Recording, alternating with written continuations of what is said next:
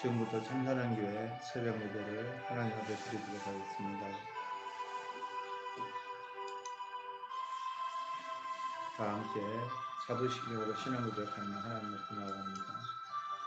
나는 전능하신 아버지 하나님 천지의 창조주를 믿습니다. 나는 그의 유일하신 아들 우리 주 예수 그리스도를 믿습니다. 그는 성령으로 잉태되어 동정녀 마리아에게 나시고 본디오 빌라도에게 고난을 받아 십자가에 못 박혀 죽으시고 장사된 지 사흘 만에 죽은 자 가운데서 다시 살아나셨으며 하늘에 오르시어 전능하신 아버지 하나님 우편 앉아 계시다가 거기로부터 살아있는 자와 죽은 자를 심판하러 오십니다. 나는 성령을 믿으며 거룩한 공교회와 성도의 교제와 죄를 용서받는 것과 몸의 부활과 영생을 믿습니다. 아멘. 자, 이렇게 고마우신 아버지 하나님 안에 감사합니다. 한밤에도 지켜주시고 오늘 새 날을 맞이하 살아갈 수적을 해주시니 감사합니다. 사랑의 하나님, 오늘 하루도 하나님 은혜 안에 머물게 하시고 성령님의 인도를 받아 거룩한 하나님의 백성으로 하나님의 자녀로서의 승리하는 삶이 되도록 하나님 함께 하여 주옵소서. 성령님 지켜 주옵소서.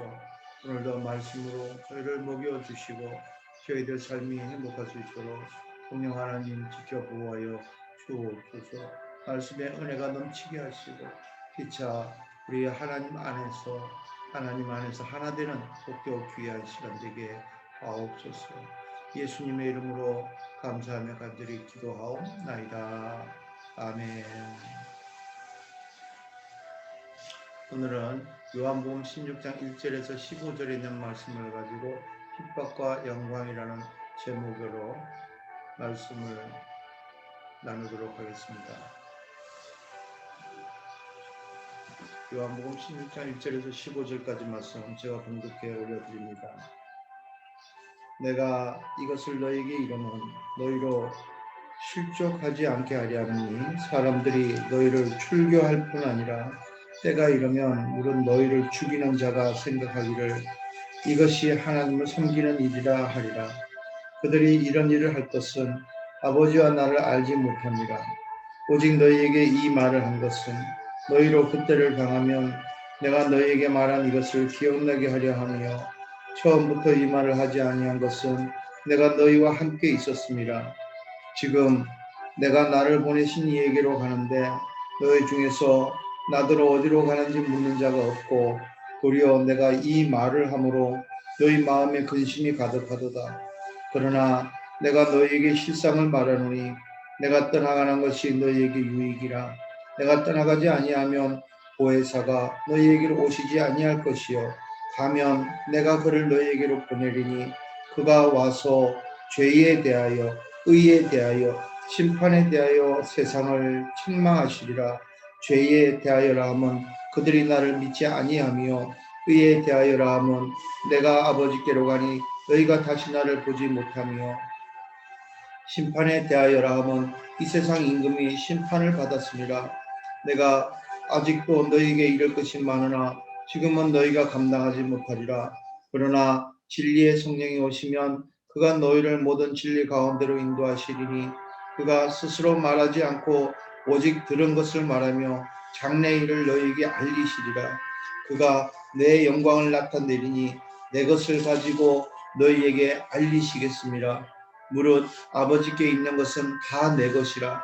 그러므로 내가 말하기를 그가 내 것을 가지고 너희에게 알리시리라 하였노라.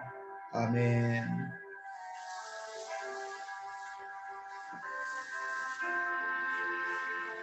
예수님이 사람들의 핍박을 미리 말씀하시는 것은 이제 제자들을 떠나실 때가 되었기 때문입니다.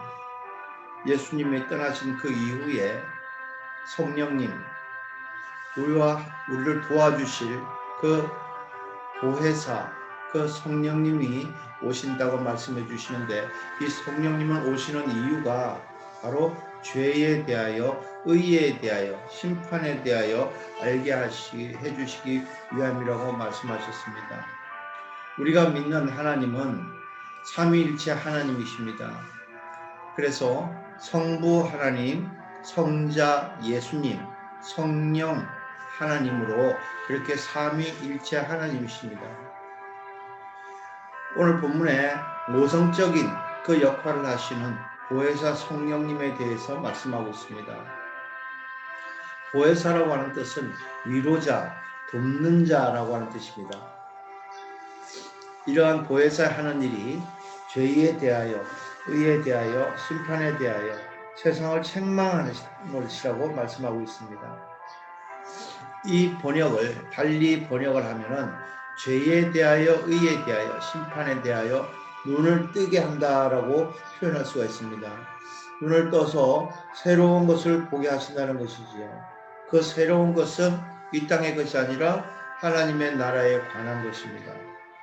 본문에서 예수께서 세상을 떠나실 시간을 얼마 앞두고 제자들에게 하신 이 고별사와 같은 말씀인데, 예수님께서 세상에 계시다가 이제 십자가를 지시고 죽으시고 또 부활을 승천하실 그 모든 것을 예수님은 알고 계셨기 때문에 이제 이 세상에 계시지 않고 떠나가시게 되고 제자들은 근심하게 될 것을 알고 계셨기 때문에 예수님께서는 제자들에게 위로와 용기를 주기 위해서, 그리고 예수님께서 하셨던 일을 제자들을 통해서도 계속되어야 하기 때문에 이 말씀을 하신 것입니다.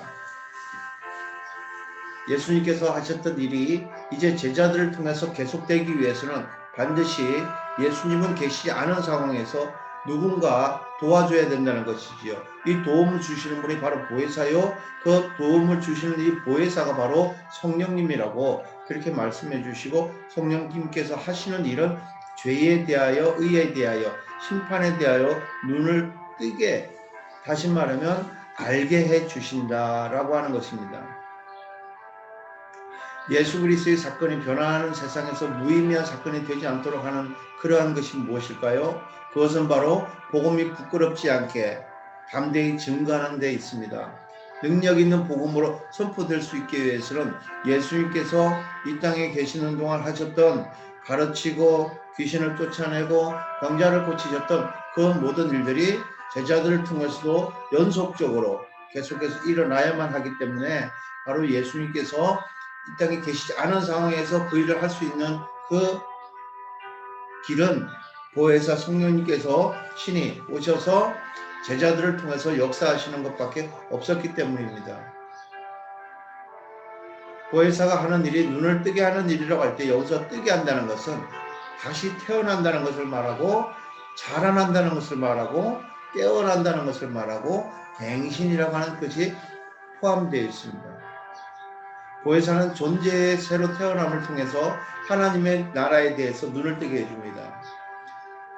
보혜사 성령님은 하나님과 우리가 새로운 관계를 가지게 하고 우리의 내적 실체를 변화시키고 우리에게 새로운 삶의 씨앗을 주고 우리 안에 새로운 나를 세워주고 삶에 대한 우리의 태도와 우리의 삶의 현실을 변화시킵니다. 성령님에 의해 이루어지는 새로운 피조물로의 다시 태어남, 거듭남이라고 하는 것은 하나님의 미래의 희망 속에 있는 새로운 삶의 시작입니다. 이제까지는 인간적인 삶만 살았다면, 눈앞에 보이는 상황만 보고, 환경만 보고 살았다면 이제는 초인적인 인간이 되는 것이고 현세의 인간의 경험들을 초월하는 것, 바로 그 모든 것들이 이제 이루어지기 시작하는 것입니다. 그렇다고 해서 지금 당장 눈앞에서 초인간이 된다거나 또 지금 이 땅에 살아가는 동안 모든 경험들이 아무 소용이 없다는 것은 아닙니다. 고난의 면제도 아닙니다. 예수님을 믿는다고 성령님께서 함께 하신다고 해서 고난의 그 아픔이 느껴지지 않는다는 것도 아닙니다. 한 인간으로서 사랑과 고통 그리고 삶과 죽음에 대하여 똑같은 아픔을 경험하지만 이 모든 것들이 이제 다르게 경험되어지기 시작한다는 것입니다. 보혜사로 말미암아 이루어지는 다시 태어남은 자연 속의 봄을 생각하면 됩니다. 모든 나무들과 식물들의 푸르름이 이제 연상되어지면 되는 것입니다. 이 다시 태어난다고 하는 것은 영원히 사는 것을 전제로 하는 것이기 때문에 이것은 영혼과 시간의 만남입니다. 보혜사는 다시 태어나게 함과 그 태어날 뿐만 아니라 이제 성장하게 합니다. 태어났다고 하는 그 이유가 무엇입니까? 태어난 것으로 끝나는 것이 아니라 태어났다는 것은 성장을, 전제로 하고 있습니다. 그리고 자라는 것뿐만 아니라 그 후에는 반드시 꽃이 피고 열매를 맺는 것까지 이어져야만 하고, 그 열매는 다시 씨앗이 되어 이제 다시 또 싹을 틔우는 것으로 영원으로 이어지는 것이 바로 하나님의 계획입니다. 이것이 바로 하나님을 아는 지식과 연관이 되어 있습니다. 인간에게는 누구에게나 그의 내면 속에 숨어있는 아주 미개하고 바보 같은 더러운 인간이 숨어 있습니다. 옛날에는 과학이 발달하지 않고 인간의 직관만을 사용하는 시대가 있었습니다. 이때는 이 직관만을 사용하는, 다시 말해서 이 미개인이 각 사람 속에 숨어 있었는데, 그 미개인이 인간의 삶을 다 지배했었습니다. 그러한 시기에는 이 모든 만물, 자연계에서 일어나는 모든 일들을 전부 다 신비스러운 힘을 가진 것으로 생각했습니다. 그래서 사람들은 하늘을 보고 빌기도 하고 산을 향해 도움을 요청하기도 하고 큰 바위나 나무에게 안전을 기원하고 기도하고 그렇게 하고 살았습니다. 그렇게 하지 않고서는 불안해서 저들은 살 수가 없었을 것이죠. 그 후에 과학이 발달하고 인간이 합리적 사고를 하기 시작했습니다. 그래서 자연현상의 변화나 천재지변을 과학적으로 규명하게 되었습니다. 그러다 보니까 미개인이 없어진 것 같지요. 그러나 그것이 미개한 그런 상황이, 미개인들이 생각했던 그 바보 같은 그런 행동들이 없어졌을 것이라고 생각하면 잘못된 생각입니다. 오히려 과학이 발달하면 발달할수록 사람들은 그 미개인들을 자기 인격 속으로 다 숨겨버렸습니다. 겉으로는 천재지변을 보고 하늘을 보고 제사 지내지 않고 바다를 보고 제사 지내지 않는 것처럼, 그렇게 자기는 미신에 대해서 믿지 않는 것처럼 그렇게 말하지만은 사실은 그것이 사람들 속에 다 숨어 있습니다. 그래서 어두운 곳에 가면 깜짝깜짝 놀라고 무서웠답니다. 귀신이 없다고 과학적으로 분명히 증명을 하면서도 귀신이 있는 것처럼 그렇게 행동하는 자기 자신이 숨어 있습니다. 이것이 무엇이냐면 미개인이 우리가 알고 있는 과학 그 이론 그 뒤에 숨어서 그 사람 속에서 작용하고 있는 것입니다. 이 미개인은 그 무엇인가 의지하고 붙잡는 것이 없으면 실존적 불안을 느끼게 합니다. 그래서 과학의 시대에 합리적 사고를 하는 현대인도 불안하고 때로는 생의 깊은 소외감 때문에 어떠한 신뢰의 대상을 붙잡으려고 합니다. 그래서 사람들이 무당을 찾아가고 부적을 붙이고 이 과학의 시대에 그렇게 인생을 살아가고 있는 것입니다. 그래서 사람이면 누구에게나 다 우상 숭배하는 그런 모습들이 숨어 있습니다. 가난한 사람이나 재물을 가진 사람이나 지식인이나 배우지 못한 사람이나 그런 것에 관계없이 그 미개인이 각 사람의 인격 속에 숨어서 그들이 우상이라고 하는 허구를 만들어냅니다. 그 우상들은 또 만들어내는 것이 있는데 이데올로기와 돈과 명예, 성공, 그리고 성적인 것, 그리고 권력적인 것, 인기, 이 모든 것들을 다 우상에서 만들어내버립니다. 어떤 사람들은 평생 이러한 우상의 허구를 버리지 못하고 그렇게 실패한 사람으로 살아가는 사람도 있습니다. 사실은 매우 지성적인 사람으로 합리적 사고를 한다고 하는 사람일수록 실존적 불안이 더 크고 생의 소외감을 더 깊게 느끼는 사람도 있습니다. 특히 생의 위기에 직면했을 때는 이 불안이 더 커집니다. 오히려 우매한 사람, 어리석은 사람은 하늘을 믿던가 별이나 해, 달 그런 것을 바라보고 의지하고 살아가는 사람이기 때문에 지적인 사람만큼 그렇게 실존의 불안을 덜 느낄 수도 있습니다. 우상은 인간을 우매하게 만듭니다. 우상은 눈을 업게 해서 보지 못하게 만듭니다.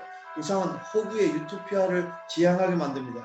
그러나 고해산 성령님은 그렇지 않습니다. 인간 내면에 숨어있는 그 미개인의 눈을 뜨게 해서 진정 의지하고 신뢰하고 섬겨야 할 대상을 바로 알게 하고 바로 보게 하고 인간의 인격에서 분리되어 있는 합리적인 것과 직관적인 것을 다 하나로 통합시켜버립니다. 참된 비전은 아직 현실에 존재하지 않는 것을 현실을 넘어서 볼 수 있게 하고 현실에서 그것을 위해 창조적 역할을 하게 합니다. 그래서 성령님께서 보여주시는 이 비전은 분명히 실체가 있는 것입니다. 그러한 비전은 성령님을 통해 갖는 새로운 안목이고 그것을 통해서 결국에 하나님의 나라를 이루어 나가고 확장해 나가는 것입니다. 그러나 우상은 그렇지 않습니다. 사람 인격 속에 숨어있는 이 미개인, 이 미개인은 우상을 만들어내고 이 우상은 인간의 욕심으로 만들어지기 때문에 결국에 자기 중심 세계 속으로 사람을 끌어들이고 그 자기만의 동굴 속으로 사람을 매장시켜 버립니다. 성령 하나님은 인간이 우상의 호구에서 벗어나 하나님을 신뢰하는 삶으로 인도합니다. 이것은 성령 하나님 보혜사는 본래의 뜻이 인간을 어둠에서 빛이 있는 장소로 인도하는 것이라는 말과 일치하는 것입니다. 보혜사는 우리에게 참된 힘을 공급해 줍니다. 그 힘은 창조력과 또한 어두움을 이길 수 있고 삶을 긍정할 수 있는 믿음과 소망과 사랑입니다. 우리가 인생의 길에서 생의 위기를 만났을 때 우리에게 조그마한 격려와 위로를 주어 생을 다시 시작하게 하는 그러한 사람을 만났다면 그 사람은 평생 잊을 수 없을 것입니다. 그렇다면 우리의 삶의 새로운 시작이 있게 했고 우리에게 하나님을 알게 해주고 우리를 깨어나게 하고 우리를 갱신시켜 가는 분이 있다면 우리가 어떻게 그분을 잊을 수 있겠습니까? 그분은 바로 보혜사 성령님이십니다. 보혜사 성령님은 우리를 영원한 하나님의 나라로 인도해 가는 것입니다. 보혜사 성령님은 하나님의 희망의 계획 가운데 처음부터 끝까지 마지막까지 하나님의 창조적인 일을 수행해 갈 것입니다. 그 창조적 일이란 새로 태어나는 일, 그리고 자라게 하는 일, 깨어나게 하는 일, 다시 말하면 갱신입니다. 우리 역시 보혜사 성령님과 함께 매일매일 이 일에 동참해 나가야 합니다. 그럴 때 이 땅에 살아가는 동안 어떠한 핍박을 받는다 할지라도 하나님의 영광을 드러낼 수 있는 참된 그리스도로 살아갈 수가 있습니다. 우리 속에 있는 그 어리석고 미개한 그 인격 속에 숨어있는 그 더러운 자기 자신이 이제 보혜사 성령님의 도움으로 말미암아 완전히 깨어져 죽고 새로 태어나는 놀라운 복이 우리 모두에게 임하기를 예수님의 이름으로 축복합니다. 기도하겠습니다. 사랑의 하나님 감사합니다.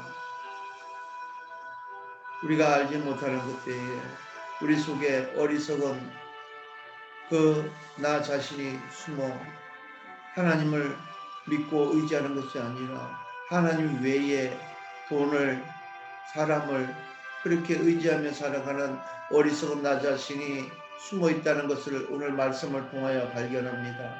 사랑의 하나님, 우리 속에 있는 이 어리석은 우리 자신들을 주님 이제 성령의 은혜로 완전히 죽게 하시고 십자가에 못 박아 죽게 하시고 이제 새로 태어나 성령님의 인도를 따라 죄에 대하여 의에 대하여 바로 깨닫고 세상 심판하시는 책망하시는 성령님의 은혜를 따라 성령의 도우심을 따라 남은 인생을 살아가기 원합니다.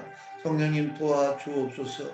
우리의 인격이 새롭게 되게 하시고 우리 인격 속에 숨어있는 그 어리석고 그 무지한 그 미개한 우리 자아가 완전히 죽어지게 하여 주시옵소서. 사랑의 하나님, 새롭게 태어난 이 생명이 자라게 하시고 꽃 피우게 하시고 열매 맺게 하여 주시옵소서. 예수님의 이름으로 간절히 기도하옵나이다. 아멘.